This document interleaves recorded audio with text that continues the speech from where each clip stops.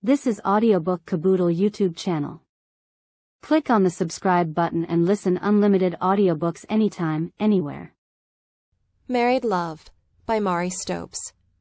Chapter 10. Society.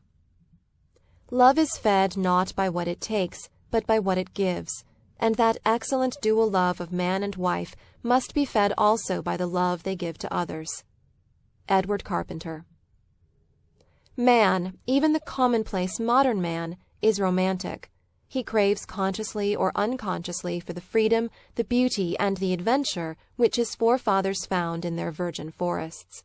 This craving transmuted, changed out of recognition by civilized life and modern circumstances, is yet a factor not to be ignored in the relationship of the sexes. The bonds of matrimony, so often referred to with ribald laughter, touch and perhaps secretly gall even the most romantic and devoted husband. If to the sincere and friendly question, what is most difficult in married life for the man, one gets the sincere and rueful answer, that answer may be summed up in the words, perpetual propinquity. Of this the wife, particularly if she be really in love, is seldom fully aware. If her husband is her true lover, his tenderness and real devotion will give him the wit to conceal it. But though by concealment he may preserve the unruffled surface of their happiness, yet the longing to be roving is not completely extinguished. In the true lover this unspoken unconscious longing is perhaps less a desire to set out upon a fresh journey than a longing to experience again the exquisite joy of the return, to relive the magic charm of the approach to the spot in which the loved one is living her life, into the sacred separateness of which the lover breaks, and like the prince by his kiss, to stir her to fresh activity. As will be realized by those who have understood the preceding chapters, each coming together of man and wife, even if they have been mated for many years, should be a fresh adventure. Each winning should necessitate a fresh wooing. Yet what a man often finds so hard is to come to that wooing with full ardor and with that complete sense of romance which alone can render it utterly delightful, if the woman he is to woo has been in a too uninterrupted and prosaic relation with him in the meantime. Most men, of course, have their businesses apart from their homes, but in the home lives of the great mass of middle-class people the Victorian tradition still too largely preponderates, and the mated pair bore or deaden each other during the daily routine. To a very thoughtful couple whom I have known, so precious was the sense of romantic joy in one another that they endeavored to perpetuate it by living in different houses. Such a measure, however, is not likely to suit many people, particularly where there are children. Yet even without bodily separation, which must always entail expense, or any measure of freedom not at everyone's command, much can be done to retain that sense of spiritual freedom in which alone the full joy of loving union can be experienced. But even intellectual and spiritual freedom is often rendered impossible in present-day marriage. The beautiful desire for ideal unity which is so strong in most hearts is perhaps the original cause of one of the most deadening features in many marriages.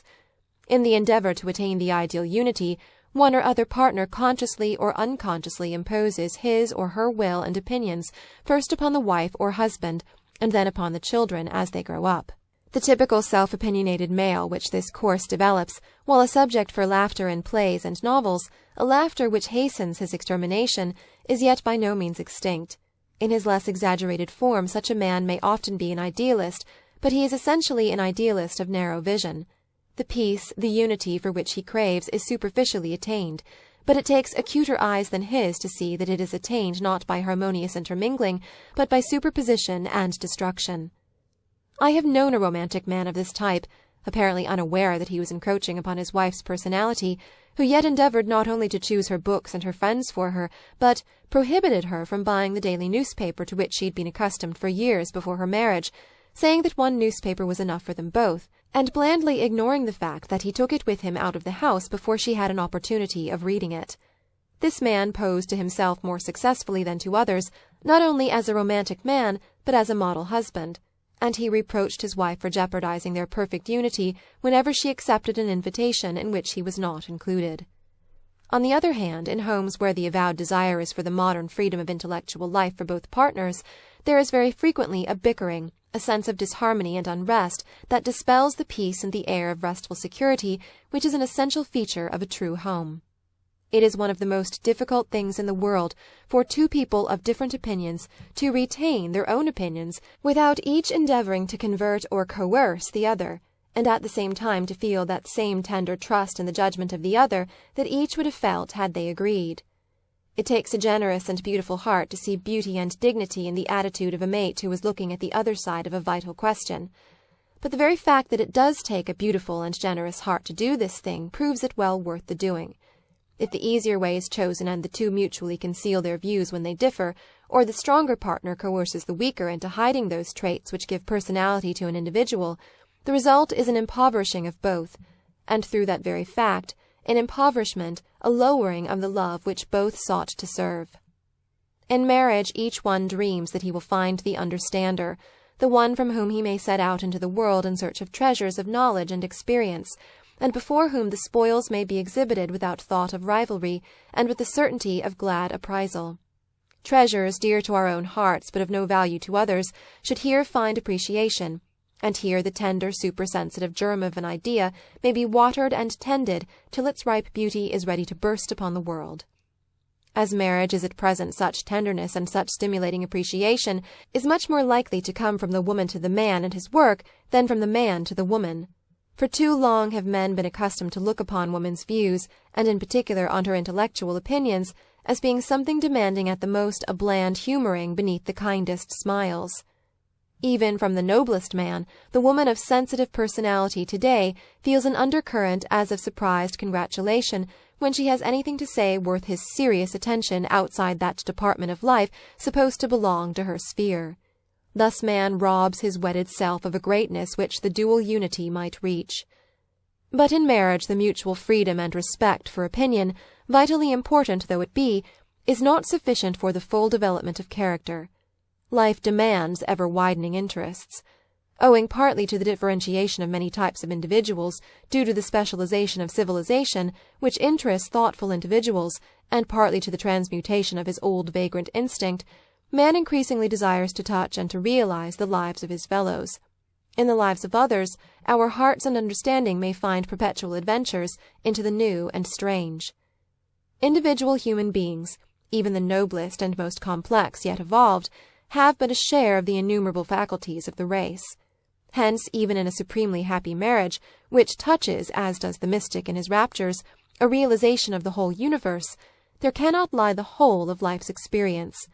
Outside the actual lives of the pair, there must always be many types of thought and many potentialities, which can only be realized in the lives of other people. In the complete human relation, friends of all grades are needed, as well as a mate. Marriage, however, in its present form, is too often made to curtail the enjoyment of intimate friendships. The reason for this is partly the social etiquette, which, though discarded in the highest levels of society, still lingers in many circles, of inviting the husband and the wife together upon all social occasions. It is true that they are separated at the dinner table, but they are always within the possibility of earshot of each other, which very often deadens their potentialities for being entertaining. The mere fact of being overheard repeating something one may have already said elsewhere is sufficient to prevent some people from telling their best stories, or from expressing their real views upon important matters. And still more serious barrier to joy, so primitive, so little evolved are we even yet, there is in most human beings a strong streak of sex jealousy. For either mate to be allowed to go out uncriticised into the world is to demand, if not more than the other is willing to give, at least a measure of trust which by its rarity appears nowadays as something conspicuously fine. Jealousy, which is one of the most frequent shadows cast by the blight of love, is very apt to sow a distrust in one which makes a normal life for the other partner impossible. It is hard to say in which sex the feeling is more strongly developed.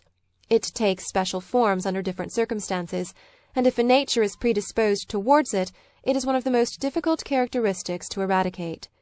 Custom and generations of traditions seem to have imprinted on our race the false idea that marital fidelity is to be strengthened by coercive bonds. We are slowly growing out of this, and nowadays in most books giving advice to young wives, there is a section telling them that a man should be allowed to mend friends after marriage.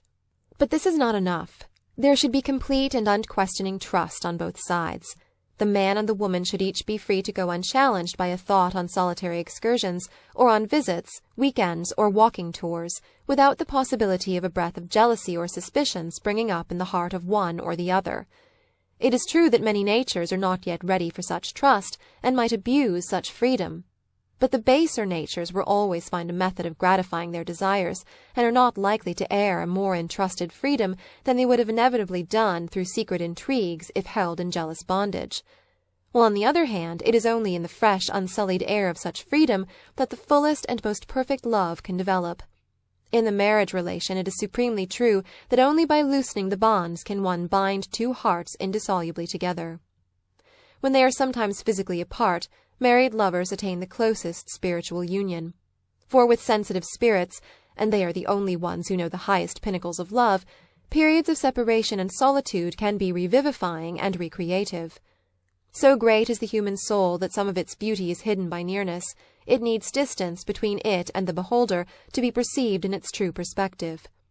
To the realization of the beauty and the enjoyment of solitude, woman in general tends to be less awake than man.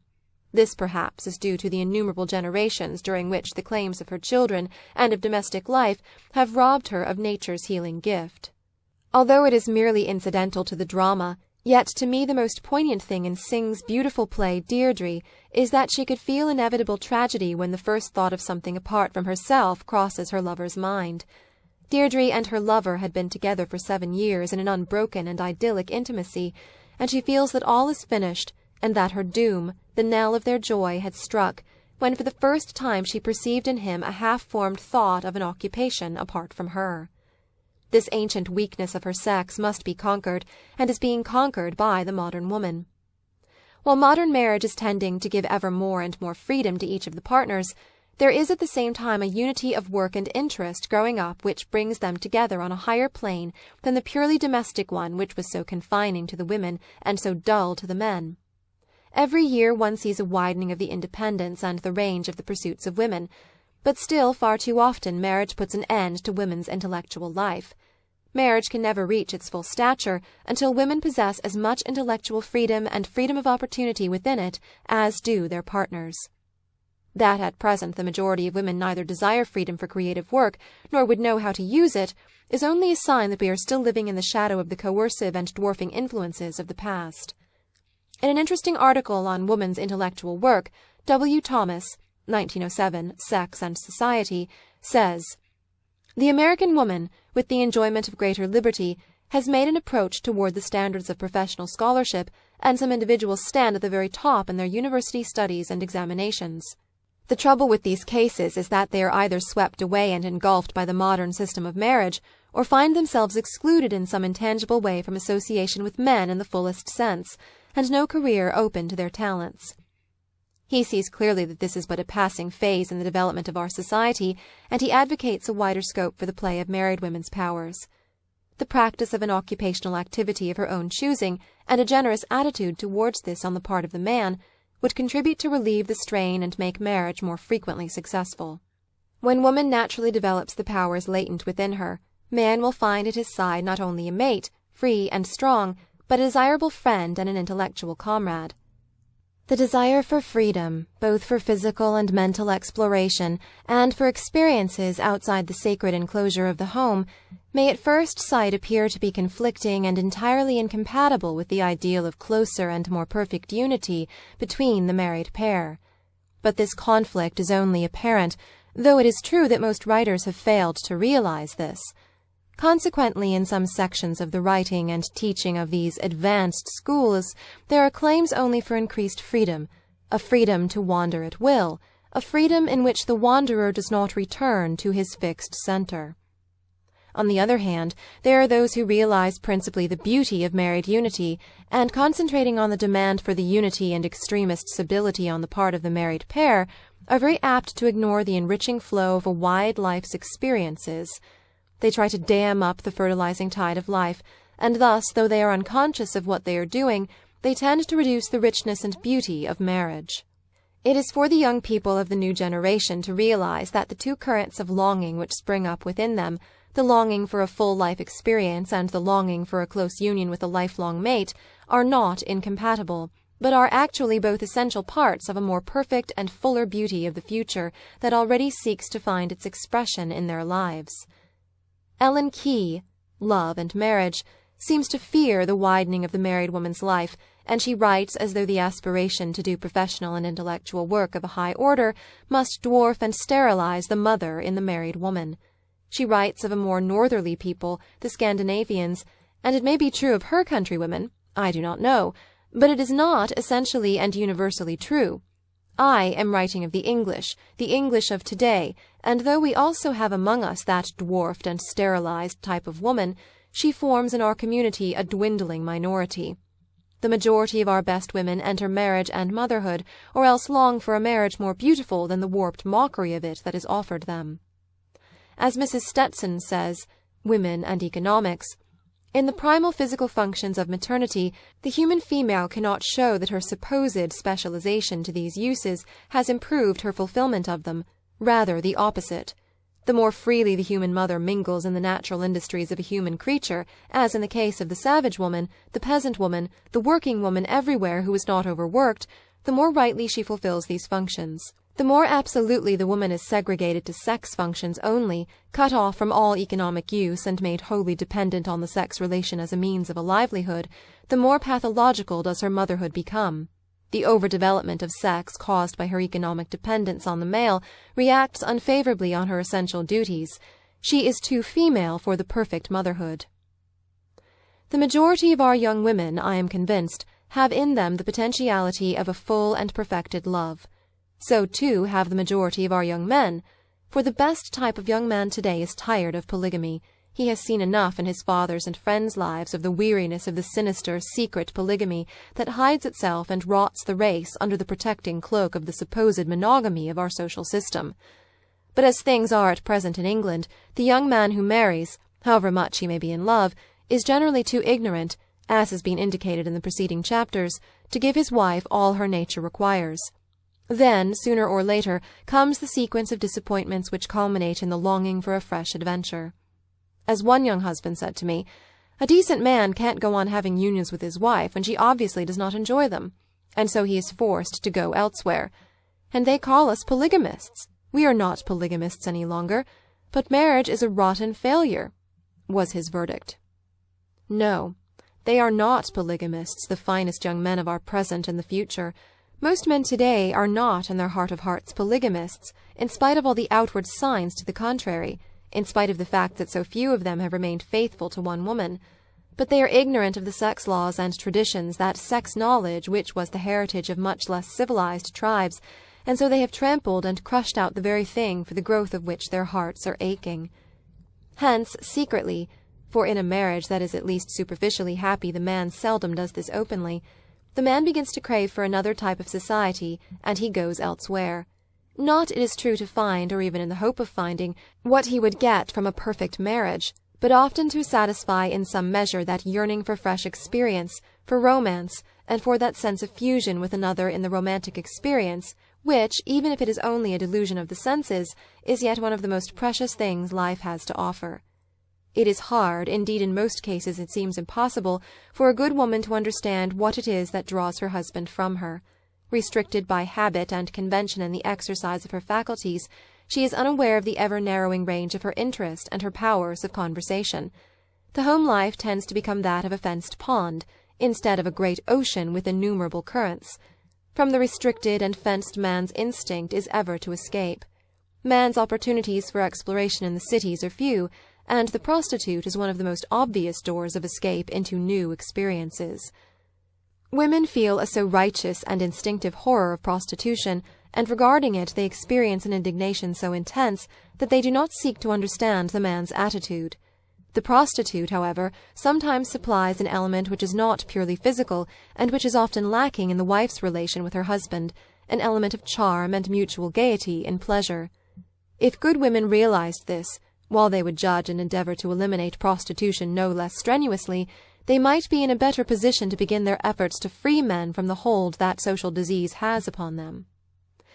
It is perhaps impossible to find the beginning of a vicious circle, but the first step out of it must be the realization that one is within it, and the realization of some, at any rate, of its component parts. Man, through prudery, through the custom of ignoring the woman's side of marriage and considering his own whim as marriage law, has largely lost the art of stirring a chaste partner to physical love.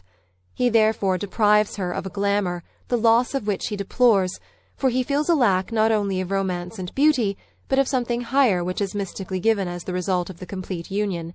He blames his wife's coldness instead of his own want of art. Then he seeks elsewhere for the things she could have given him had he known how to win them. And she, knowing that the shrine has been desecrated, is filled with righteous indignation, though generally as blind as he is to the true cause of what has occurred. Manifold and far-reaching, influencing the whole structure of society not only in this country, but in every country and at every time, have been the influences which have grown up from the root fallacy in the marriage relation.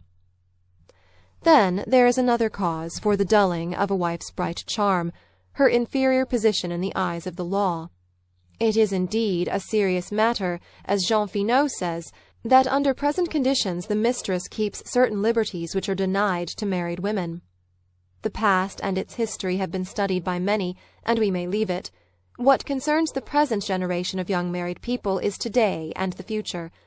The future is full of hope. Already one sees beginning to grow up a new relationship between the units composing society. In the noblest society love will hold sway.